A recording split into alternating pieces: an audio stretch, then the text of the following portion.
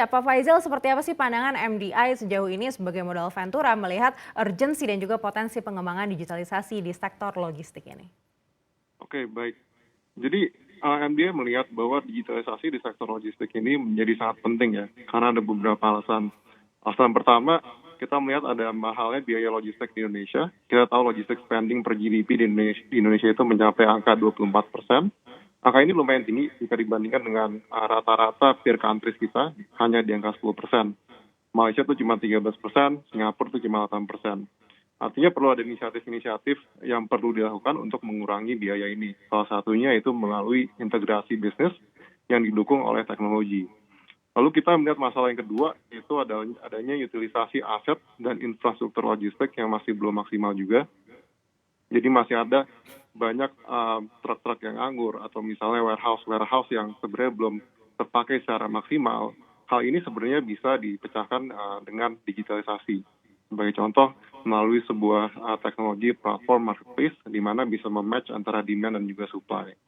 Atau contoh lain juga bisa digunakan implementasi algoritma route optimization sehingga proses logistik bisa diselesaikan dengan memaksimalkan utilisasi kapasitas infrastruktur logistik yang ada.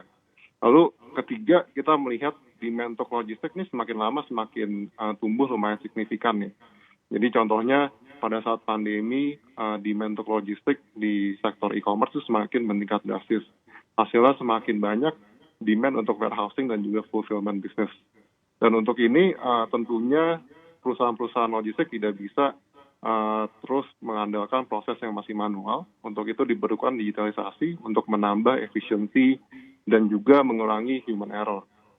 Jadi kami melihat ada urgensi yang cukup penting ya untuk transformasi di sektor logistik dan juga transportasi di Indonesia. Baik, di saat demand-nya naik, Pak Faizal, lalu bagaimana dengan persaingan di dalam industrinya sendiri? Apakah juga sudah cukup atau justru masih bisa berkembang lagi? Kalau kita lihat sih sebenarnya struktur industri logistik di Indonesia ini kan terdiri dari sebagian pemain-pemain besar yang biasanya 3PL dan juga banyaknya pemain-pemain kecil atau 2PL ya biasanya. Jadi bisa dibilang industri logistik Indonesia ini cukup terfragmentasi ya. Tapi kami melihat bahwa industri logistik ini perkembangannya akan positif karena demand-nya sendiri juga pertumbuhannya lumayan signifikan.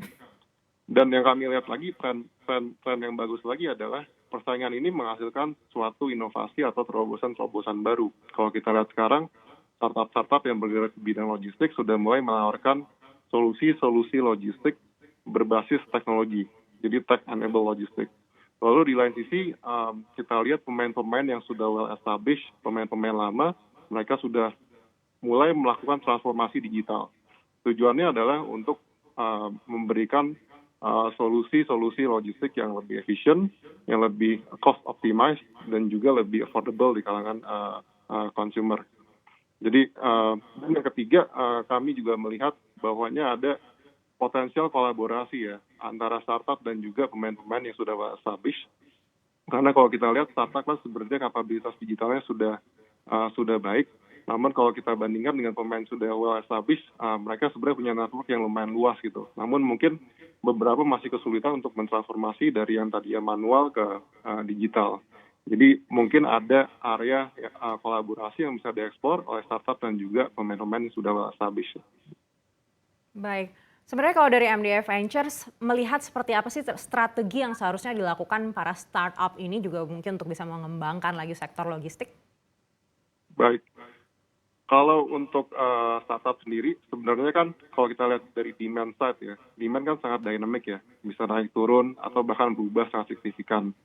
Contohnya pada saat pemerintah fokus pada pembangunan infrastruktur, demand logistik untuk sektor infrastruktur, construction, dan juga government itu meningkat. Lalu pada saat pandemi, tiba-tiba orang shifting dari offline ke online transaction, di mana demand logistik untuk e-commerce itu lumayan meningkat sangat drastis gitu kan.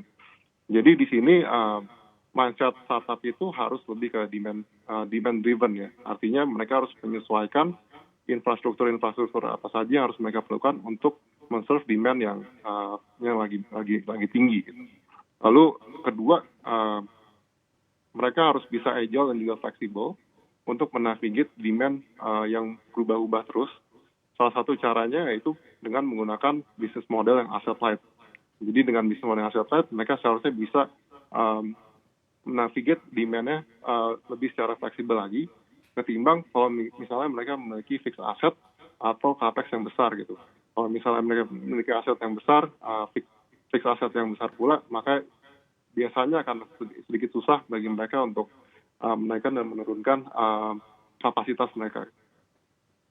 Baik, mungkin yang ditunggu oleh pemirsa CNBC ini sebenarnya sebesar apa sih potensinya MDI Ventures juga menambah lagi portofolio di sektor logistik ini? Oke, memang MDI Ventures saat ini berfokus pada beberapa sektor ya. Salah satunya adalah logistik sektor. Bahkan ini sudah menjadi mandat dari Kementerian BUMN bahwa kami fokus di 4 sektor utama, yaitu healthcare, food atau agri-teknologi, dan supporting industries-nya yaitu logistik dan juga fintech. Kami sudah ada beberapa investasi di sektor logistik, namun tidak menutup kemungkinan bagi kami untuk berinvestasi di sektor di startup logistik lainnya.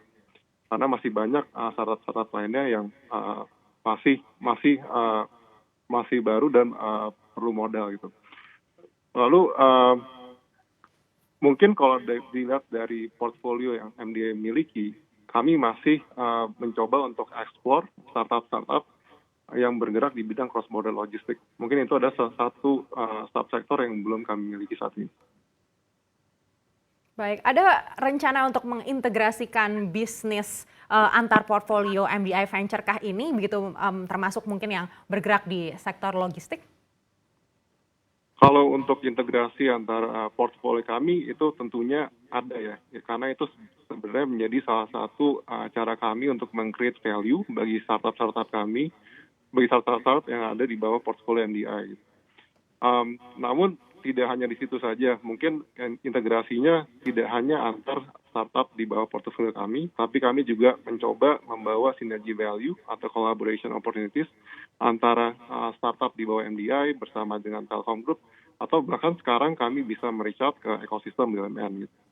Bahkan di MDI sendiri kami juga memiliki tim yang berdedikasi untuk mengurusi sinergi.